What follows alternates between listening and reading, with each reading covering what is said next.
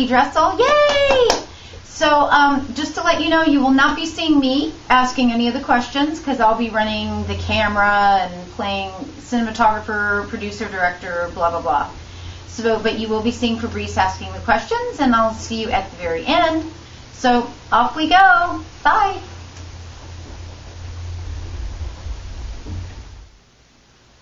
Bernie, good afternoon, and thank you for receiving us. All right, glad And to be here. thank you very Good much. to be here at my house. Yes. The second time, So yeah, it's good to do an interview at your house. All right. Yeah, it was good gas mileage.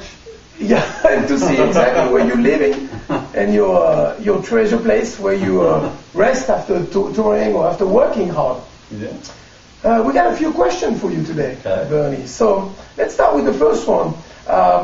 What gear did you use on recording the Birth of the Gypsybilly Volume 2?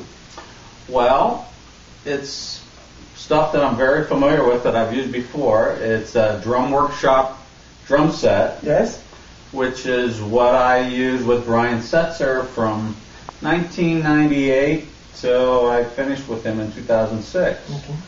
Finished playing with the band 2006, and so that drum kit that Drum Workshop made for me was very retro, very old school, mini lugs on it rather than their big Camco style lugs.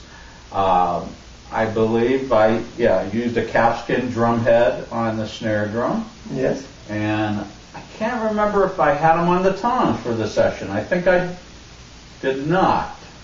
And I did use calfskin sometimes with Setzer on the toms, and I think for ours, used some Remo Ambassador coated heads that have been used for years. Yes. Since the 60s or earlier, maybe. No, 60s. And then as far as cymbals, I've been playing Zildjian since I started playing with Maynard Ferguson in 1986, meaning endorsing them since then. I've played them all my life. And there was like a 1960s A Zildjian ride I used. Some K dark crashes to kind of mellow out the crashes so they weren't too modern sounding. Yes.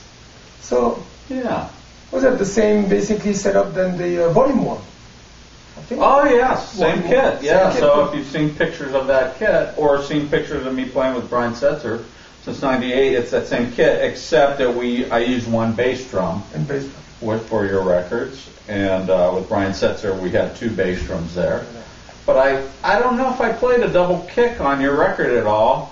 I used to just use it sporadically anyway, just for accents generally, but if I did, I think I had a double pedal set up. And chimes. You had to have my chimes. Yes, and chimes. Oh, yeah, some wind chimes, probably. Yeah. The next one is about the session. Like, describe the recording session. How did you perceive the recording session, and how did it work for you? Yeah, well, it's always gone very smooth as did this one. We're using charts. We didn't rehearse it ahead of time. We just created it right there on the spot from your ideas of the charts. Yes. Talking through like if we were going to do the reverse groove, where instead of the backbeat being on 2 and 4, we changed the groove around where the backbeat's on 1 and 3 and the kick drum's on 2 and 4. And bass would be on 2 and 4 too, I think. We'd reverse that groove sometimes, right? Which is la pompe renversée. That's Yeah. one of the Yes. one of the characters. Which was an interesting, unique thing to do that would not be what you would normally hear, like in a rockabilly, straight ahead, Sun Records thing. So that's kind of groundbreaking in a way to kind of introduce that into the not just rockabilly, but the gypsybilly in this case. Yeah. Right. And great question that follows this one. Is recording gypsybilly similar to you than rockabilly or jazz or pop or country record that you would have done? Is it similar? Is it similar, or is it what's the difference, that you encounter? Well, a lot of times from the drums, sometimes it's not that different in some ways. Hey, there's Sparkles. Yeah, See, this is my house. Ah. Ackles. You want in on the action. Ackles wants to be. I didn't name him, by the way. You did not? No, that's not my idea for his name. Is that your Sounds like a kid. Sounds like a kid name. So, okay, you're done. So, Camera hug. On the drum aspect, the similarity and the difference between this music's Gypsybilly and either straight rockabilly, you mentioned that before, the 1-3, which was the reverse, or the jazz, or I mean, because they're different elements in that. yeah, what I'm saying is as you play the drums, sometimes it's the elements that go on top that kind of create a new, unique thing. Okay. And you may not be doing something that different. Hey, I don't want you here right now. Sit down. Watch this. Oh, that's good. Oh, can we see that again? No. It's one that thing. I love you, Sparkles. Magician doesn't show his tricks twice. David Copperfield. He's great. Okay. So All right, you want to come up here? You want to be a lap dog? Oh, No. please. You want You- to? Yes, yay. Hey, man. Beautiful, huh? Look at the He's guy. awesome. Where's that from? Oh, cool.